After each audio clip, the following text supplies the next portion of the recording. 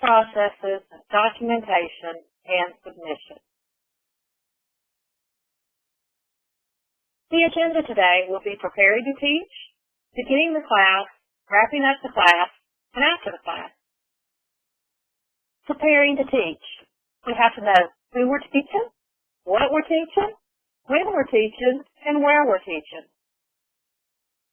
The instructor first will be assigned and when to work for the class.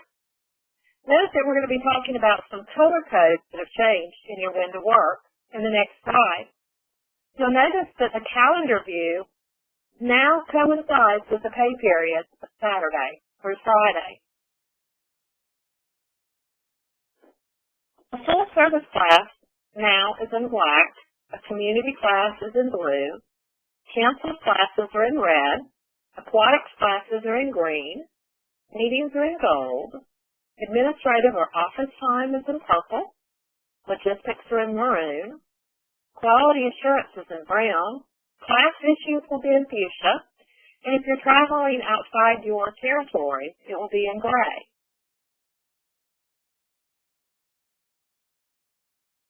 Your community class roster. The lead or the primary instructor will receive the student roster. You'll get it one of two ways, via the email from the scheduler, or it will be hand-delivered through Red Cross staff.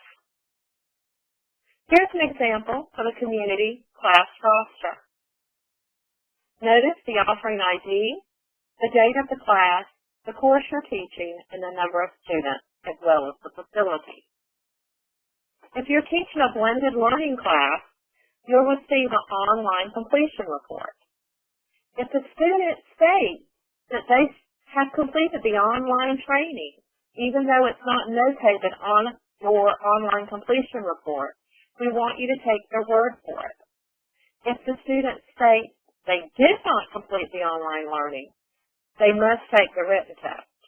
We'd like you to give the option to the student to attend another class later instead of staying for this one, or to take the written class test at the end of the course. Let the student decide their action. We want to empower the student because we want to please the student and our customer. Here's an example of an online content completion report. Now, this one was on 9:30. Notice the class was on 10:02. There's a couple days in between that time that the student could have completed the online report. And that's the reason we say take the student's word for it, because they indeed could have done it, and it's just not showing on your completion report yet. Remember, it's all about customer service. We want to please our customer. The lead or primary instructor is also responsible for contacting the co-instructor at least 48 hours prior to the class. If the class is a full-service course, then the lead instructor must contact the customer at least 3 days prior to the class using the full-service script. Here's an example of the full-service script. It will help you make the greeting, your introduction. It'll help you talk about visual equipment, directions, logistics, breaks.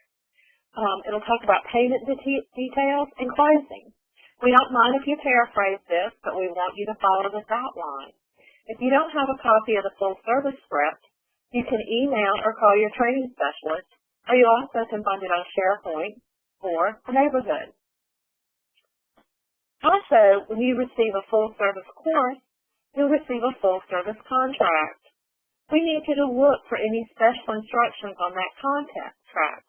Also, some territories have included the notes in their when to work offering. Where you find the special instructions are on the second page of the contract at the top.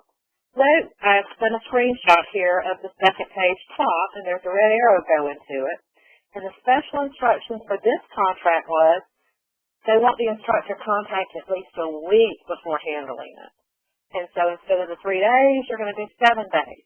So it's very important that you pay attention to these special instructions. How about if you've got to travel for that course? If you're traveling and you need a rental car or hotel accommodation, you've got to book it through Concur to make the reservation. You can't just walk into the rental company, hand your card, and get the rental car. Or it's the same thing, you can't walk into the hotel. It has to be done in advance through Concur. Also, travel must be approved by your supervisor. If you're using your own personal vehicle, let's talk about mileage.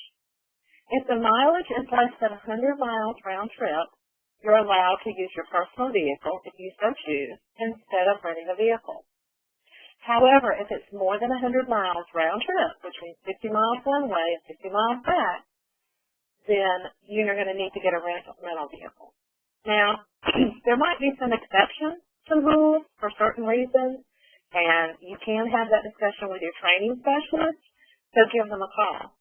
However, if you've not had those exceptions made, and we see more than 100 miles for one training, then we're going to reject it and you're going to have to eat it, and we do not want to have to do that. So make sure you're having those discussions with your training specialist, and you're keeping those mileages under 100 miles, 50 miles one way and 50 miles back. Travel cards, or you'll hear us call them T-cards. They're an advantage. Most sectors don't have them, and instructors have to use their own personal credit card for travel, and then seek reimbursement through Concur. We were lucky that our service delivery director decided that we would give our volunteers and our paid staff travel cards. Now, to retrieve your travel card, you're going to have to at least reconcile it every other week. A best practice is to reconcile it when you approve your e-time. We don't want you to have to use your own personal credit card and then seek reimbursement. So remember, this is an advantage, and we need you to reconcile them on time. If you fail to reconcile your T-card on time, you could lose the advantage of having it, and we don't want that. And so make sure that you reconcile it on time at least every 2 weeks. Now, there has been some changes on the limits of the T-card. Limits on most T-cards have been lowered down to $500. Most of you had higher limits, but National lowered them. So if you foresee that travel should exceed $500, please contact your training specialist in advance for assistance. You don't want to be caught out on the road and your T-card reached its limit and it won't work. And you have to use your own card or cash or whatever. So make sure that you're being mindful of what your limit is. Beginning the class. Documents you're going to need to begin your class. You're going to need your instructor's manual, your participant's material, course records, and participant's progress logs. Let's talk about your instructor's manual. No matter how much you teach, you should always use your instructor's manual. Have it out on the desk, use it, teach according to it, and teach to standard. You should never add or subtract any information from that manual. This is an American Red Cross course, and we have to teach the standard. Also, remember that there's separate manuals and PowerPoint for the blended learning courses. So if you need them, you need to go to the instructor's corner and download them. Let's talk about the participant's materials. Each participant should receive a skill card. They should receive a student kit. And students don't retain the reference material. However, with some full service courses, they may have special instructions for retention. It may be that they're buying them or cataloging them there at the company. So make sure you look at that special instructions section. The student kits that have the gloves and the 4x4s and roller bandage, they should never be reused. If they've been opened and some stuff has been pulled out, they need to be thrown away. Right now it's the flu season and we want to protect you, but also year-round we want to make sure that our students are healthy and you are healthy. So we should never reuse anything within the student kit. We have course records. We've got two different types of courses that we teach. We teach a community course, which means that anybody can sign up for it, somebody from industry, somebody from the daycare, somebody from the school, a mom, a dad, a grandparent. And then we have a full service course that's designated just for that doctor's office or just for that plant. With community course records, On each community class roster, have each student verify that their name is spelled correctly. So it's John Smith. Make sure it's Jon instead of John if that's how he spells it. Also, make sure their email is correct, or add the email address to it. We've went to Digital Cert, and so we need that email address to send those cards to. And, above all, ensure that that course record is legible. If we can't read it, and you can't read it, how's anybody else going to be able to read it? Here's an example of a community course record. Note, we want to make sure that the learner name is spelled correctly, and that the email address is there correctly. Make sure we can read it, folks. Let's talk about the full service course record. You don't get that in advance because a lot of times we don't even have the student's name. So you may have to get out an old-fashioned course record and have them sign in, verify that their name is spelled correctly, have each student add their email address, or leave a space blank if they choose not to give you the email address, and assure them that that digital cert comes to the email address they sent. Now, that one company can't use one email address for everybody in the class. It's got to be an email address for each individual person. So even a husband and wife have to use two different email addresses. They can't use one. Ensure that that course record is legible. Participants log. If I have to say the most common area we find is that our instructors aren't using their participants log. And this tool helps you track which skills your students have completed. Use this tool to keep you on track. It'll also help keep any co-instructors on track that are teaching with you. And you should retain that along with a copy of your course record. We're not asking you to submit it in, but you should retain it. Here's an example of a participant's progress log that one of our instructors here in Georgia did.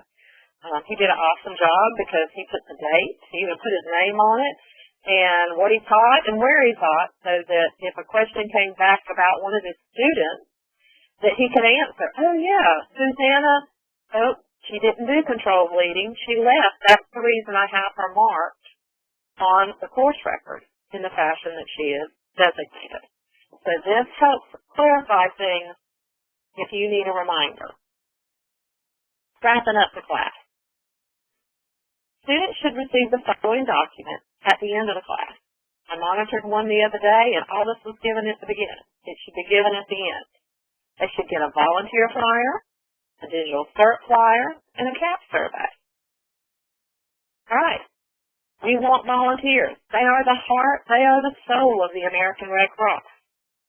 And so we need you to make sure that you're giving out this flyer at the end of each course. Because if you're doing a good job, most of them want to do what you're doing. They want to make a difference, and they want to save lives because our training saves lives.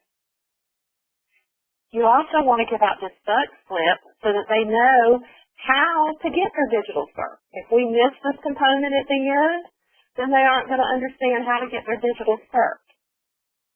Also, you want to give out the CAP survey. So we know what our students think of our classes. So we know what to change.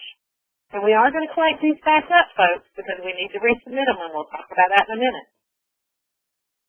So, after the class, if we feel like this lady right here and it was just an awful class, or sometimes we just go away smiling because it was just so awesome. After the class, we're going to talk about course records, our CAP surveys, and our after action report. Well, the community course record. First thing we have to do is follow the call-in script and call the TSC within 2 hours of that class ending. All right, not 2 days, but 2 hours. Make sure you note on that course record the name of the operator and the time you called. We've had several agents who didn't close out our class, and because our instructor did what they were instructed, we could say, Tom J. took this call on this date at this time, and they closed it out. And then they could go back to Tom J. and, give him some guidance on how to close out a class. Make sure that you're emailing, scanning, or faxing that document to the designated address in your territory. Above all, ensure that that course record is legible. If you wonder, what is this call-in script? Here's an example. If you don't have one, it's on the neighborhood or SharePoint, or you can receive it from your training specialist. But this is the information you need to call in that community course record within 2 hours after class ends. After a full service class, it's just as important that we get that course record.